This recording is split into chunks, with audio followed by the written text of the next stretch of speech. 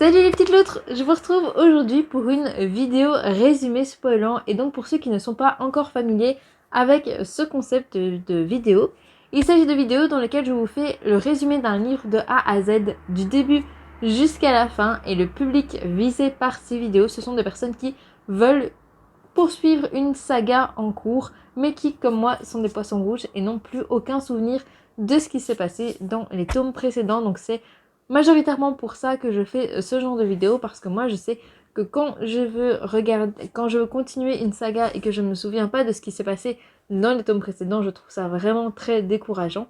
Et donc ces vidéos, ça permet de vous replonger dans le bain, de vous remémorer les grands événements des tomes précédents pour pouvoir continuer votre découverte de cette saga en cours. Aujourd'hui, je vais vous parler du livre, vous allez avoir une musique qui va passer. Aujourd'hui, je vais vous parler du tome 1 d'une duologie dont le deuxième tome est sorti la semaine passée. Il s'agit de la duologie à Tiziri. Ah, vous voyez aussi qui va vous dire bonjour. Il s'agit donc de la duologie de Tiziri qui est sélectionnée pour le PLIB cette année. Et le tome 2 est sorti la semaine passée et je pense qu'en 2024, il y aura un spin-off qui sortira sur le personnage de Kael, qui n'est pas le personnage principal de celui-ci, mais qui est un personnage important dans cette duologie. Donc voilà pour le point d'où on en est dans la publication de la saga. Et ensuite, je vais regarder les notes que j'ai prises et je vais vous faire le résumé spoilant tout de suite. C'est parti! Tiziri, c'est une humaine qui semble vivre sur la planète Terre, qui a été colonisée par des écomères, c'est-à-dire des extraterrestres.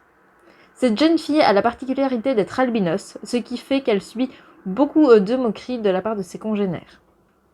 Cependant, elle n'en est pas moins la meilleure chasseuse de son clan. Elle est autorisée à sortir du dôme protecteur pour amener de la nourriture aux humains vivant sous ce dôme. Les ancêtres racontent que les écomères ont pris possession de la terre et ont manipulé toute la nature, y compris les arbres ou les animaux, pour les faire devenir hostiles. Ces créatures communiqueraient donc en effet avec les plantes et seraient, d'après eux, très dangereux. Tiziri, elle en est convaincue, en particulier depuis qu'elle a retrouvé le corps de l'homme qu'elle aime, qui s'appelait Mehdi, mort dans la jungle. En compétition constante avec un autre chasseur, appelé Ivan, ces deux-ci finissent par se retrouver ensemble lors d'une traque et sont rattrapés par un écomère. Ils n'ont d'autre choix que d'unir leurs forces et de dépasser la zone de chasse autorisée par les anciens. Ils vont alors tomber sur un phénomène très étrange lors de cette traque, c'est-à-dire un océan violet. Mais Tiziri, elle sait que les océans sur la planète Terre, avant l'arrivée des écomères, étaient bleus, et donc elle se met à avoir tout doucement des doutes.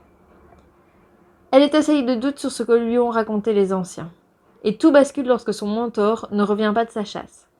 Tiziri et Ivan décident de partir braver l'interdit et de sortir à la recherche de Paul. Ils le retrouvent dans un trou qui est en réalité un piège tendu par un écomère. Lors de cette nuit, la jeune fille aperçoit une planète rouge dans le ciel et comprend donc qu'elle ne se trouve en réalité pas sur la Terre. Afin de permettre à Ivan et Paul de s'enfuir, Tiziri fait distraction. Pourtant, l'écomère choisit de ne pas la tuer et de la ramener avec lui dans son village. À partir de ce moment, la jeune fille se rend compte que les écomères parlent non seulement sa langue, mais qu'ils sont également civilisés, possèdent une famille et des amis. Elle fait la connaissance de Elirwa, dont elle devient progressivement l'amie. Elle apprend que cette dernière est amoureuse de Kael, le chef de clan, qui est aussi appelé Siolka, mais que celui-ci ne peut s'unir qu'à une seule personne ayant été choisie par Astra et qui est alors appelée Siolke. Elle rencontre également Kemeal, un écomère qu'elle a déjà croisé puisqu'elle lui a coupé une main, et c'est ce dernier qui a en fait tué Mehdi, l'homme dont elle était amoureuse. Plus le temps passe et plus Tiziri semble s'intégrer au clan des écomères. Elle possède de nombreuses caractéristiques communes avec eux, et en particulier le profond respect qu'elle a pour la nature. C'est pourquoi Unmi, Voiré, qui est en fait une espèce de dieu pour les écomères, choisit Tiziri pour devenir Siolke. Elle se met alors à entendre des voix. Paniquée, elle retrouve Kael dans la forêt, et celui-ci lui explique que les visions qu'elle a sont en fait l'autre réalité, dans laquelle il est possible de discuter avec le Voiré. Il lui explique également qu'ils devront emménager ensemble dans Astar et qu'une cérémonie est également organisée afin de sceller leur union.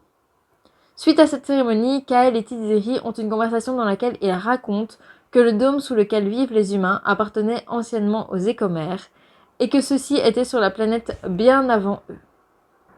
En volant la technologie permettant de produire le dôme, les humains ont non seulement affaibli le Voiré, mais également rendu les Écomères vulnérables aux attaques de Zreto, les créatures qui tuent et dépècent les humains et les Écomères. De plus, Kael soupçonne le peuple de Tiziri d'avoir conscience de l'extinction prochaine de toute vie humaine sur la planète, et il pense qu'ils effectuent ainsi une sélection naturelle parmi eux en ne voulant garder que les plus forts. Le plan initial est alors d'envoyer Tiziri récupérer le cœur volé par les humains, même si cela entraîne leur mort. Elle négocie cependant avec Kael pour qu'il laisse la vie sauve à son frère appelé Idir. Lors de cette conversation, Kael apprend que les Zreto attaquent une communauté du nord-ouest. Celui-ci part les défendre et laisse à Tiziri le commandement de la colonie. Celle-ci subit à son tour une invasion de Zreto. Lorsque Tiziri s'aperçoit que Liori, la fille de Kemeal, est en danger, elle n'hésite pas à s'interposer, même si elle doit sacrifier sa vie pour cela. Tiziri subit de graves blessures, mais Kemeal lui sauve la vie. Kael rentre de l'attaque et retrouve Tiziri pour lui apprendre que lors de l'attaque des Zreto, les Écomères ont trouvé 2 êtres humains réfugiés en hauteur. Il s'agit en fait d'Ivan et de Idir. Et c'est ainsi que le tome 1 se termine.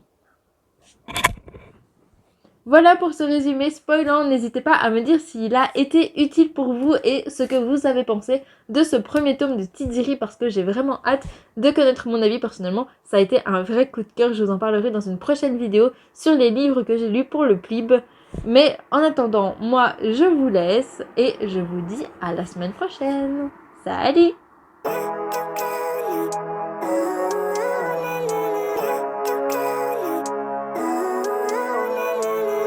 Living life, every day, late at night, not okay. All I want, and I pray